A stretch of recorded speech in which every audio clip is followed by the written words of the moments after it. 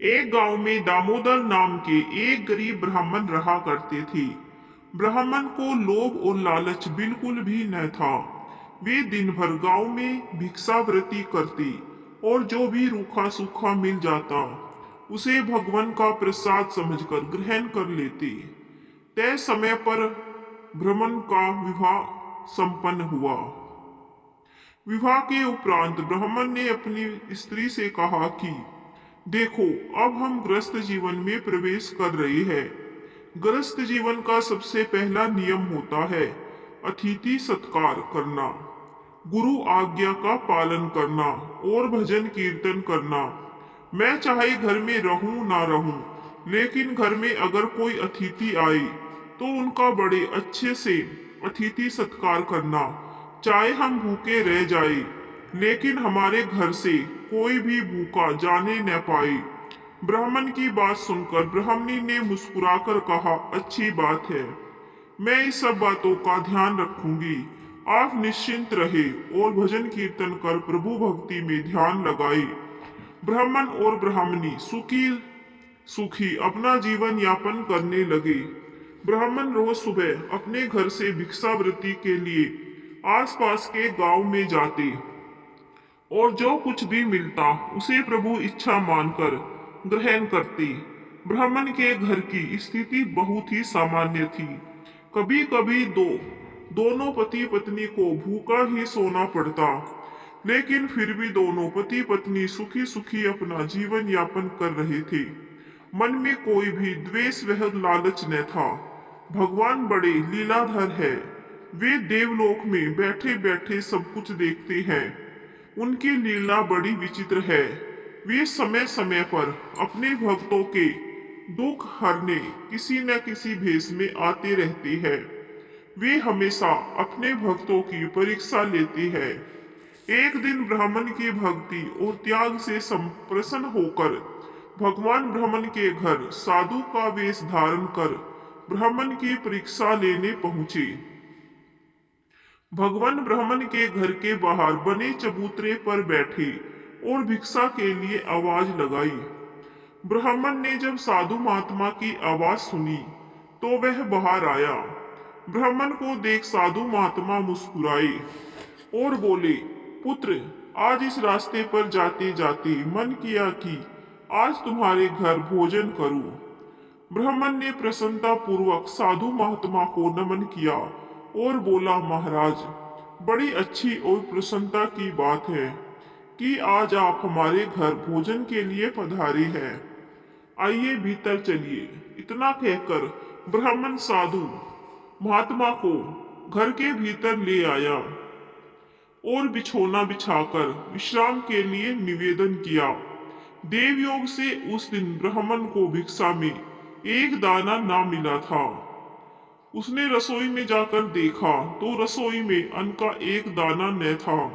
ब्राह्मण ने सोचा, अब क्या करें? आज तो भिक्षा में भी कुछ नहीं मिला। हम तो भूखा रह सकते थे, घर आए अतिथि को भूखा कैसे जाने दे।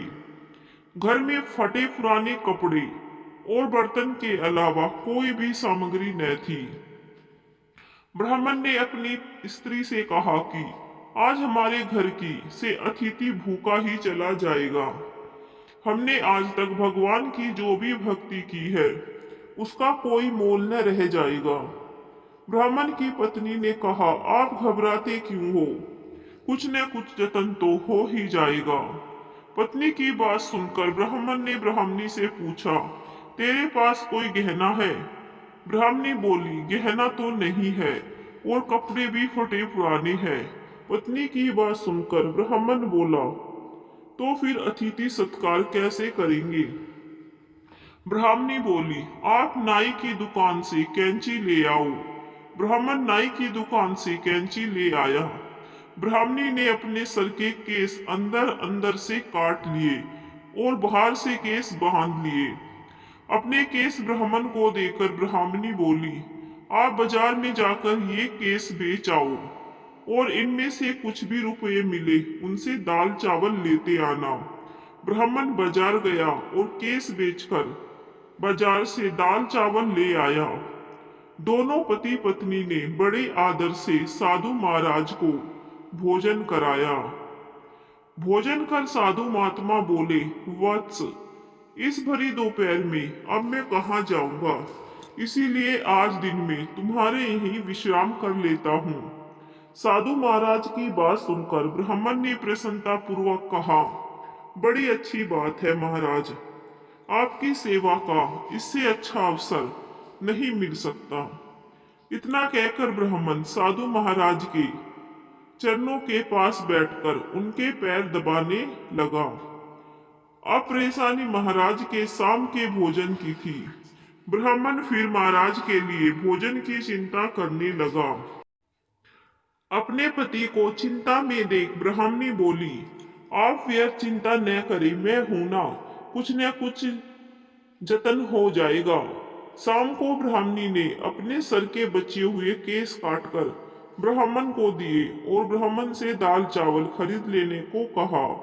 ब्राह्मण बाजार से दाल चावल ले आया। रात्रि भोजन में भी दोनों पति पत्नी ने बड़ी ही प्रसन्नता और आदर के साथ साधु महाराज को भोजन कराया।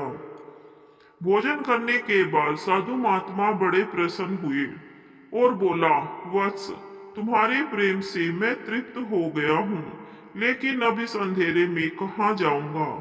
सोच रहा हूँ आज रात्रि यहीं विश्राम कर लूं। साधु महाराज की बात सुनकर ब्राह्मण बोला, महाराज, ये जो कुछ भी है सब प्रभु का है, आप निश्चिंत होकर यहाँ विश्राम कर सकते हैं। ये मेरा सौभाग्य है कि मुझे आपकी सेवा करने का अवसर प्राप्त हो रहा है। इतना कहकर दोनों पति पत्नी साधु महात्मा के चरणों में बैठ गए। साधु महात्मा के सो जाने के बाद महात्मा के चरणों में ही दोनों पत्नी और पति सो गए। जब दोनों पति पत्नी सो गए तब बाबा जी जाग बैठे और उन्होंने ब्राह्मण को आशीर्वाद दिया कि तुम्हारे सारे दुख दर्द दूर हो जाए, तुम्हारी पत्नी के केस भी लौट आए और धन धान्य से घर भर जाए।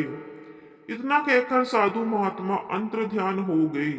सुबह जब ब्राह्मण और उसकी पत्नी उठे तो उन्होंने देखा कि उनके कपड़े ठीक हो गए थे, ब्राह्मणी के केस भी वापस आ गए थे, लेकिन साधु महात्मा कहीं दिखाई नहीं दे रहे थे। उन्होंने सोचा ही न हो वे कोई पहुंचे हुए साधु महात्मा थे जो हमें आशीर्वाद स्वरूप ये सब दे गए हैं। ब्राह्मण ने जब अपने घर को देखा तो वह रोने लगे कि महाराज, हमने आपको पहचाना नहीं, कहीं हमसे महाराज की सेवा में कोई कमी तो नहीं रह गई, हम अनजान थे, महाराज हमें क्षमा करो। ब्राह्मण की विनती सुनकर भगवान प्रकट हुए और बोले, तुम्हारे प्रेम पूर्वक भोजन करवाने से मैं बहुत तृप्त हुआ, तुम सुखी रहो। इतना कहकर भगवान अंतर्ध्यान हो गए।